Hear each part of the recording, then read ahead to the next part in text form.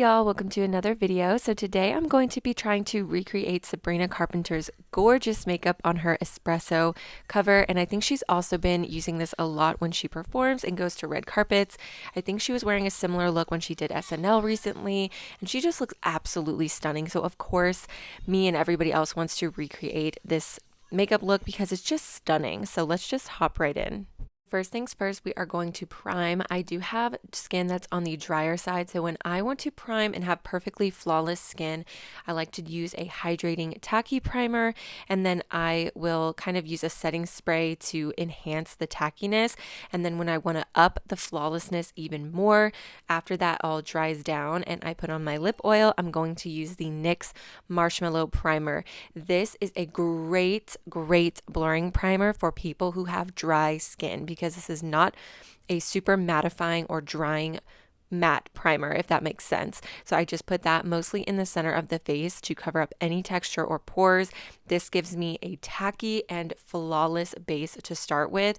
This is what I use when I'm going to special events, when I'm going out all night, when I want to take beautiful pictures, when I'm going out for special occasions. This gives me the most flawless base possible. This is a very glowy look on Sabrina Carpenter, so I am just going to amp up the glow. That is right up my alley, of course.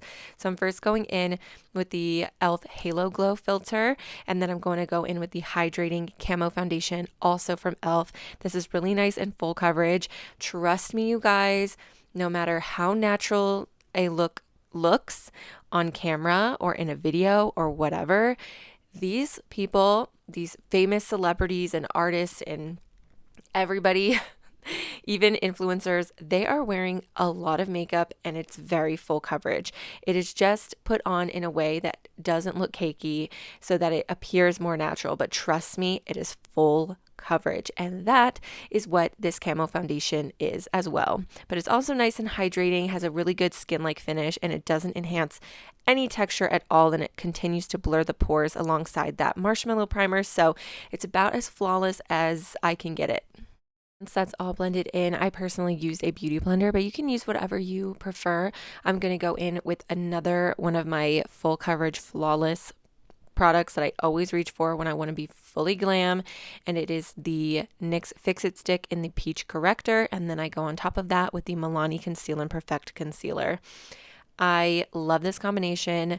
It looks so good and it's so flawless and full coverage. I put that on, I let it sit for a second to dry down so that I can keep it as full coverage as possible while I go in with a little bit of bronzer. I do put a little bit on my forehead. Obviously she has bangs, so I'm just going to assume she has some up there. Maybe she has no makeup at all, who knows?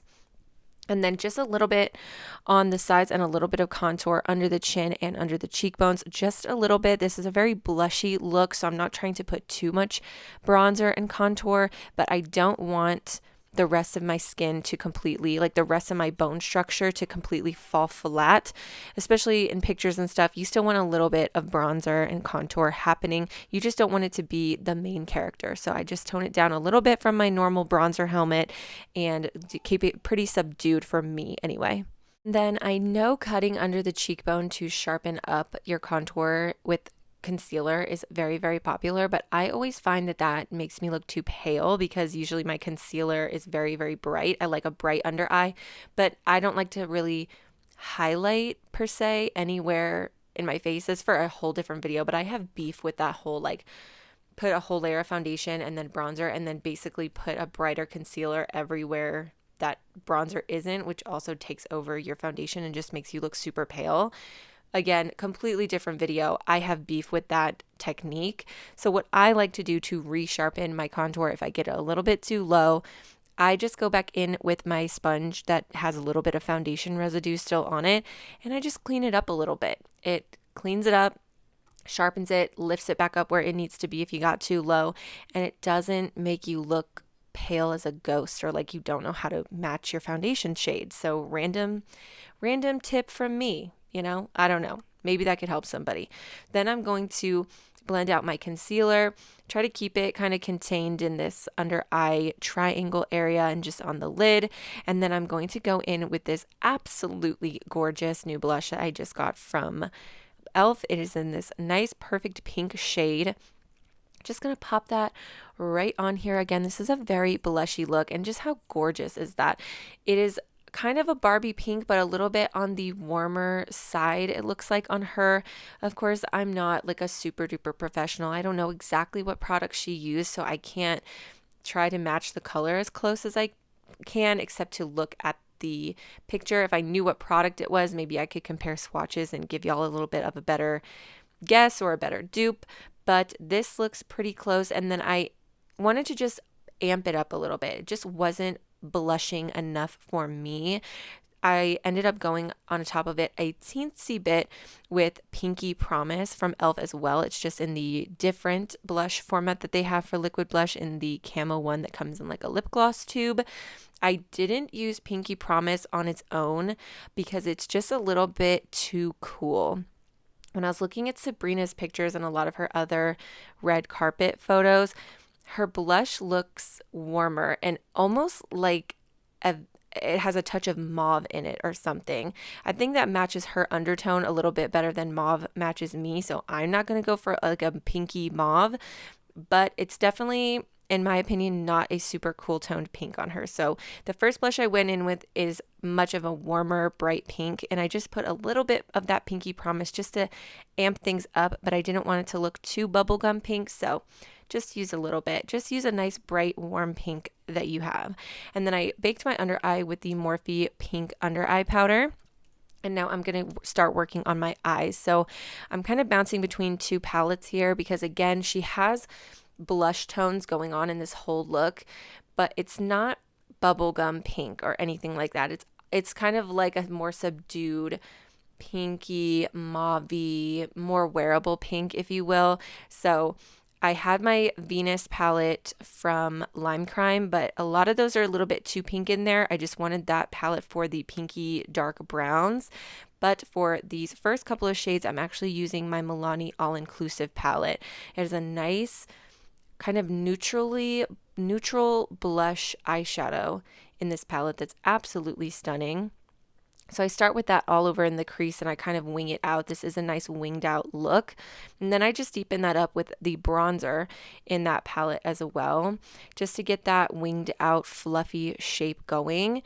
And then I'm going to go in with a dark brown. I'm using the dark kind of burgundy, pinky, dark brown in the Venus palette from Lime Crime. Again, just use whatever you have around. I'm sure you have colors that match this, and just dig around in your stash. And I'm just using a flat brush and packing this on the lash line and then creating a small wing.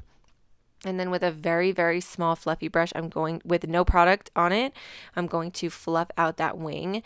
She doesn't have a super sharp liner going on. She just has this nice eyeshadow wing that's pretty blown out. It's just darkest right at her lash line, and then it feathers out really, really nicely. To be completely honest, I absolutely hate the way that winged out eyeshadow looks on me, the way that winged eyeliner looks on me. I truly, truly do not think that it matches my eye shape. It doesn't complement my eye shape. It doesn't complement my face shape. But I am just trying to recreate this look as best I can on my face. And even though I don't think it looks great on me, I still wanted to wing it out and try to get as close to her exact look as I possibly could. So I'm going to be brave, be out of my comfort zone, and try to channel my inner bad bee, which is honestly what Sabrina Carpenter is. I mean, did you see her SNL performance? Like, she's just so awesome, and I feel like she just radiates confidence. So I'm like, I can't just try to do her look and like wimp out. She's a very confident, gorgeous, glowing lady. I have to do her some justice here. So I'm going to do my best to give myself a nice shadow wing here, and I'm going really slow, and I'm going to be taking my time and trying to make it look as good as I can on my particular eye shape.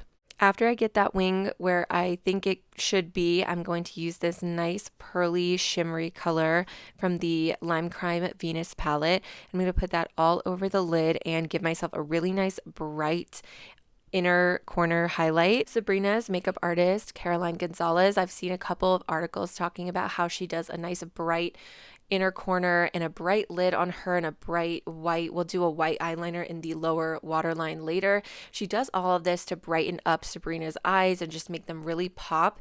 And I'm guessing along with these kind of more blushy tones on the eyes, it really makes Sabrina's eye color pop, because on me and her do have similar colored eyes. They're like a bluish green, and oh my goodness, I have never seen my eye color look like this, at least not in a very, very long time. These blushy tones and these different techniques to kind of make your eyes just look brighter and more awake and alive, they work. You will see at the end of the video, I show you guys how the makeup looks in daylight, and my eyes just look like they are popping out of my head. So even though I don't really like the winged out look, the color and the other techniques look absolutely gorgeous on green and blue eyes. So maybe you don't like winged eyeliner either. Maybe in the future I will do this and just skip the winged out look, but do everything else, and my eyes just will look sparkling and amazing. Another iconic part of this makeup look is just how absolutely gorgeous and glowing her skin looks.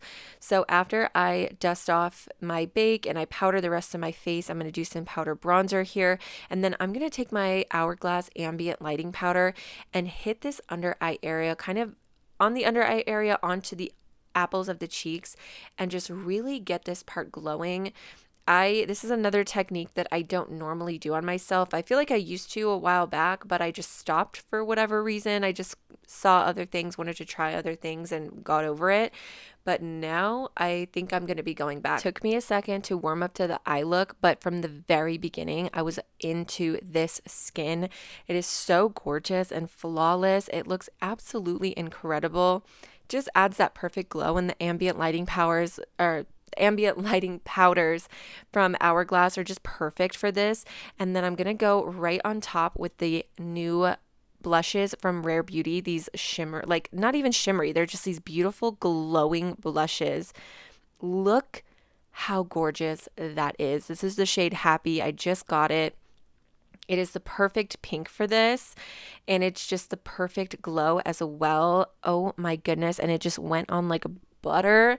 I am obsessed. This combination, if you like glowy skin, the Hourglass Ambient Lighting Powder kind of under the eye and onto the apples of the cheeks, and then this glowy blush on top, you will be in heaven. It is absolutely stunning and gorgeous. And both this blush and the Hourglass, like I was saying earlier, they don't enhance texture, they don't enhance your pores, they just make you look absolutely glowing and just like a goddess. It's amazing.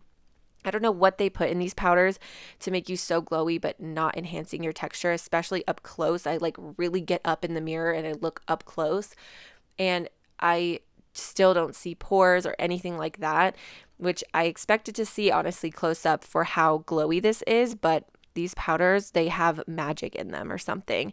So now I'm just matching up the bottom lash line with the top a little bit, just giving it a nice smoky look. It's mostly towards the outer third of the eye, and then it fades in really nicely toward the inside again, because you want that inside of the eye to be really nice and bright and open still. So it's pretty smoky just on the outer corner of the lower lash line, and I connect it to that upper wing, and then it's really light on the inside, and I even do a little bit of white eyeliner, as you can see here, kind of right on that inside part of the lower lash line, if that makes sense. And then I also did the waterline. I don't have any winged out lashes, unfortunately, because again, I do not do this type of look on myself, but she's definitely wearing some more cat eye style lashes than I have for this video. So if you really like that cat eye look, maybe you already have some, but if you don't and you want to try it, definitely try some more kind of winged out cat like style of eyelashes, and it will be a little bit more accurate to what it looks like in her photos. Do I look like Sabrina Carpenter yet? I don't know what she looks like. Okay. I mean, I've only been playing espresso on repeat.